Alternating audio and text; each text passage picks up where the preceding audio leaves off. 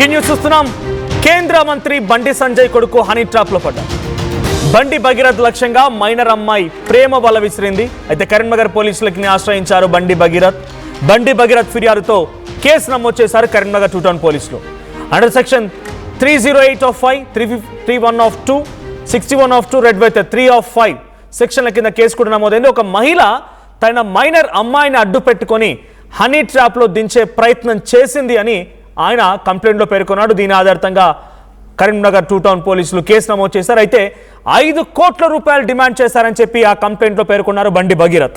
ఈ ఫిర్యాదులో ఆయన చాలా క్లియర్గా మెన్షన్ చేసిన ఇంకో అంశం ఏంటంటే భయపడిపోయి ఆల్రెడీ 50,000 రూపాయలు కూడా ఇచ్చాను, అయితే 5 కోట్ల రూపాయలు ఇవ్వకపోతే తాను చనిపోతాను అని చెప్పి, అంటే బలమరణానికి పాల్పడతాను అని చెప్పి బ్లాక్మెయిల్ కూడా చేసిందట ఆ మహిళ.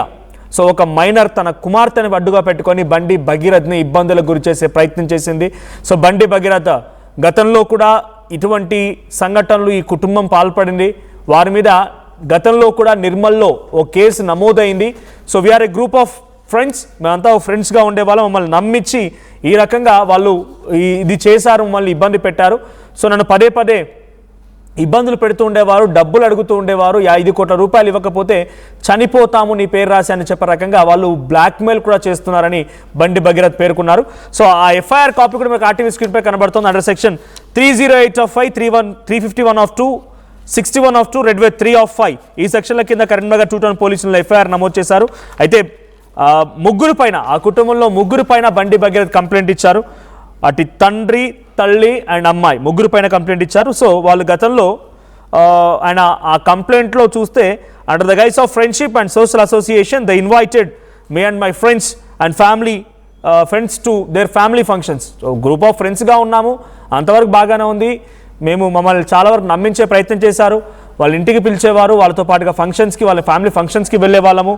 సో ఇదంతా జరుగుతూ ఉన్న తరుణంలోనే ఒక్కసారిగా నన్ను డబ్బులు అడగడం మొదలుపెట్టారు, బ్లాక్మెయిల్ చేయడం మొదలుపెట్టారు. నువ్వు కనుక డబ్బులు ఇవ్వకపోతే నీపై తప్పుడు కేసులు బనాయిస్తామని కూడా బెదిరించేవారు. సో ఇదంతా వద్దు అనే రకంగా నేను వాళ్ళ నాన్నని నమ్మి ఒక 50,000 రూపాయలు కూడా ఇచ్చాను. మళ్ళీ నేను 5 కోట్లు కనుక ఇవ్వకపోతే నా పైన తప్పుడు కేసులు పెడతాం, చనిపోతామని భయభ్రాంతులకు గురి చేయడంతో నేను కంప్లైంట్ ఇస్తున్నానని చెప్పి ఆయన కంప్లైంట్ ఇచ్చారు.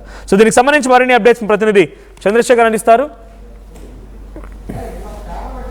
రైట్. సో మరి కాసేపట్లో కరీంనగర్ నుంచి చంద్రశేఖర్ సిద్ధంగా ఉన్నారు. సార్, కరీంనగర్ 2 టౌన్ పోలీసులు ఇంకేం చెప్తున్నారు?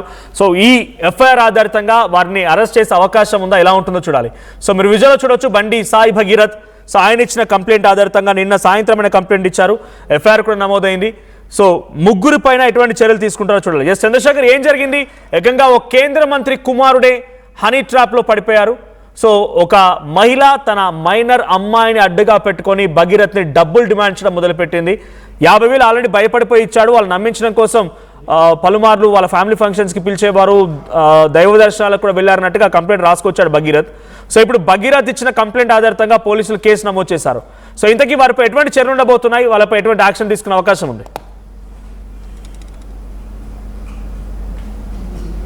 బండి సంజయ్ కుమారుడు Sai Bhagirath Karimnagar 2 town police station లో ఫిర్యాదు హైదరాబాద్ చెందినటువంటి ఒక ఫ్యామిలీ వాళ్ళకి సంబంధించినటువంటి పేర్లను మెన్షన్ చేస్తూ వాళ్ళకు కామన్ ఫ్రెండ్ ద్వారా పరిచయమైనటువంటి నేపథ్యంలో పలుమార్లు ఫంక్షన్లకు వెళ్ళాము, తిరుమల తిరుపతి అలాగే అరుణాచలం లాంటి ప్రాంతాలకు వెళ్ళాము, వాళ్ళు కలిసాము. దీనిలో భాగంగా తమ కూతుర్ని వివాహం చేసుకోమని చెప్పి తన పైన ఒత్తిడి తెచ్చారు. దీనిలో భాగంగా